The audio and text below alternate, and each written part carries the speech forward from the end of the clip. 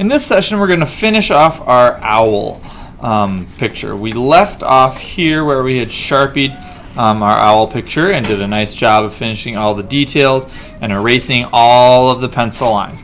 Now, before we get started on the watercolor, we're going to take a yellow oil pastel and we're going to color the second ring out for the eyes, yellow.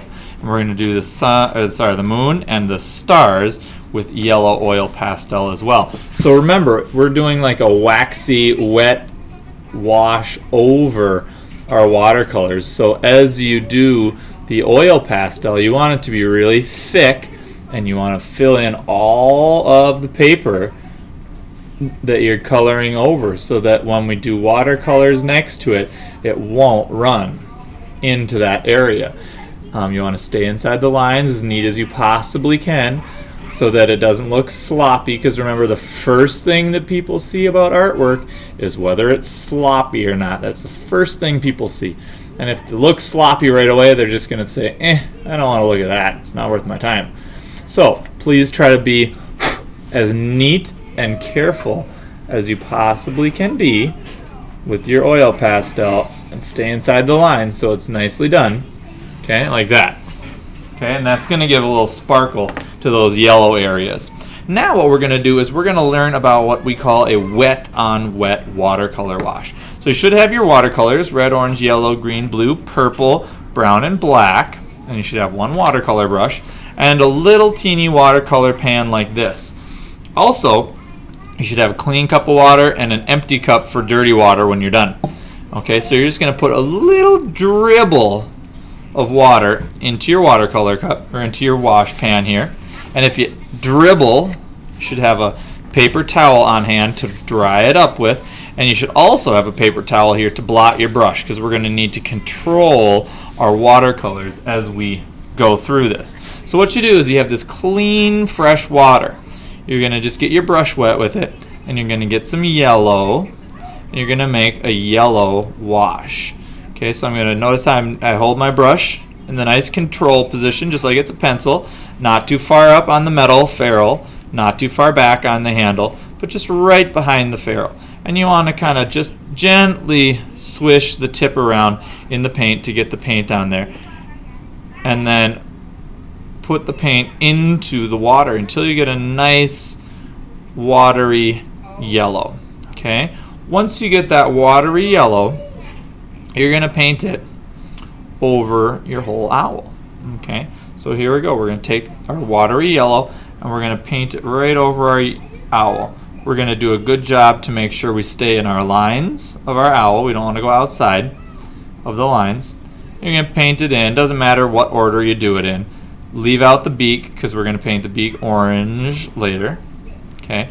So I'm just taking this yellow and I'm really painting the whole owl in.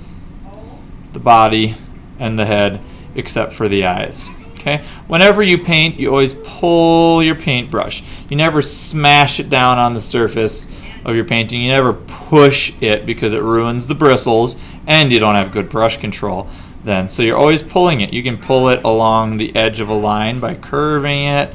You can pull it straight up. You can pull it straight down. You can pull it horizontally. You can pull it horizontally that way. It doesn't matter really which direction you go, as long as you are pulling your paintbrush. Okay, so here we go. I'm almost done. I'm just going to do this triangle and the ears. Like that. Okay, now I'm going to take a little bit more yellow here. I'm just going to do the sides of the wing right here. I'm going to put some pure yellow right on the sides of the wings, just to kind of give me something to blend my water with and blend my color with. I'm going to put some yellow right in the tummy here too. Then I'm going to wash my brush out, dump this yellow wash into my empty water cup. Okay, so here's my empty water cup, dump it in there. Then you're going to get a little bit of fresh water again. Rinse your brush out. You can blot your brush on the paper towel, dump that dirty yellow water out, and get a little bit of new fresh water. So we got clean fresh water and a clean brush. Now we're going to get some brown. We're going to just rub the tip of our paintbrush into the brown, and I'm going to paint it onto my paper towel. You can see how that looks. Okay, just to show you what it looks like. Then you're going to get your brush full of brown paint, nice watery brown paint, and you're going to wash it right over the top of the yellow. And you're going to leave some places yellow, and you're going to leave some places brown. And you can kind of take this and let the water run together on your owl.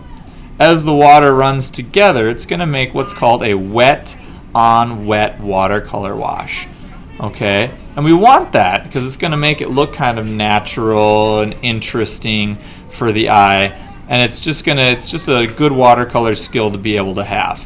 Okay, and notice how I've got a lot of water on here. At this point, I'm going to set my brush down. I'm going to do what's called blotting. I don't want this big run of water to be in between the tummy and the wings, so I'm going to take it out of the tummy by just pushing my paper towel down. I'm not scrubbing back and forth like I'm using a sponge. I'm just patting it gently, okay, so that that water isn't running all over. If you have a full paper towel, you can set it aside and we'll throw it out when we're done. Okay, and then I'm just going to go back and get a little brown and kind of rework some of these edges that I've got. So we have some darker brown and we have some lighter brown. Going to do over the top here as well, and I'm going to make it a little darker. Okay. And there we go. We've got our owl body pretty much done. Now what we're going to do, I'm going to use a little bit of pure brown. Notice how I cleaned my brush and I blotted it on that paper towel. I'm going to take some pure brown and I'm going to do the eyes, the outside edge of these eyes. And you should be able to stay in the lines pretty well, but just in case you don't, that yellow should be able to push any brown that you might get on there away. Okay, just like that. I'm going to wash my brush out again, get some more brown, and do my branch. Okay, just going to take my paintbrush and paint my tree and my branch a nice brown color. Notice how I'm pulling my brush, getting a little bit of water each time to put on my paint, because it is watercolor after all. Watercolor means you need a little water in your color, right? So here we go. I'm going to do the part down here, and I'm going to be careful not to get into my owl's toes too much. Don't want to tickle his toes. Okay, and here's my finishing my tree trunk.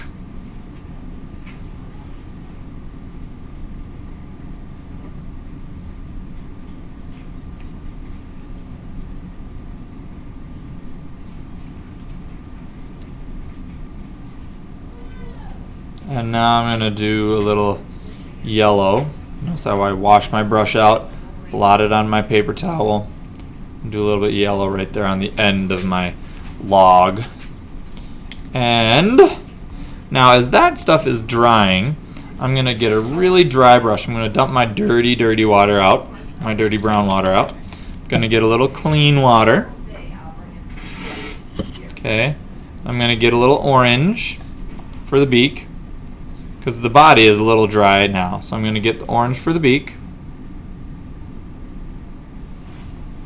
And since I just kind of went out of the beak a little, I'm going to get a piece of paper towel and blot it.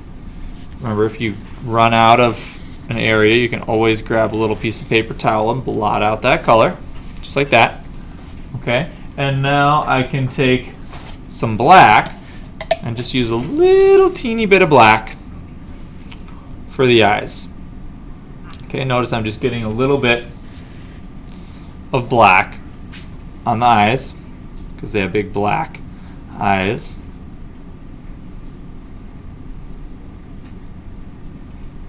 And I'm going to put black talons on. Remember, we learned the word for talons are the like pointy claws that owls use to get their prey.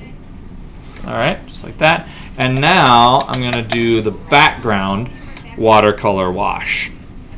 Okay, and this one goes same way as before. I'm going to get some clean fresh water. I'm going to wash my brush out really well. Dump it out. Get some clean, fresh water. That's too much clean, fresh water. Just a little bit. About like that. I'm going to get some blue now. Okay? Get some blue. And blue is a pretty powerful color, so you don't have to use a lot of it. Okay? You don't want to have a blue sky. You want to have a dark blue sky. So this is what we're going to do. We're going to take our blue, we're going to wash it right over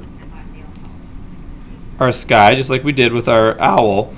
We used brown for our owl, but we're going to use blue for our sky. You should be able to paint right over your yellow moon and your yellow stars, because we oil pasteled them. And then we're going to add some wet on wet color into our blue. So as I just get finished with this blue here, we're going to use brown, or sorry, not brown, we're going to use black and purple to make kind of a nighttime sky. And if your water should run into the sky, you can always blot it back out with a paper towel, like that. Okay, going to finish down here.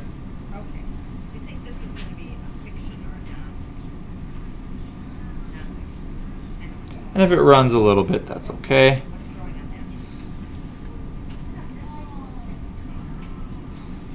And now I get to have the fun part again. And this is where you're going to take a little purple. And you're going to brush it right into the blue. Do a wet on wet. Okay. And if you get a little bit of black and rub it in, it'll make it kind of a navy blue kind of nighttime sky. Along with that purple, make it really nice. Don't use too much black though. If you go overboard on the black, it looks like a little too dark. So you don't want it to be really dark. You just want a little bit of black, a little bit of purple, a little bit of that blue. So you've got kind of a combination of colors. You've got the wet on wet watercolor happening. Okay, so you can kind of notice that I used a variety of cool colors in my owl. Okay, so there's my finished owl with my watercolor washes, and that's what it should look like when you're done.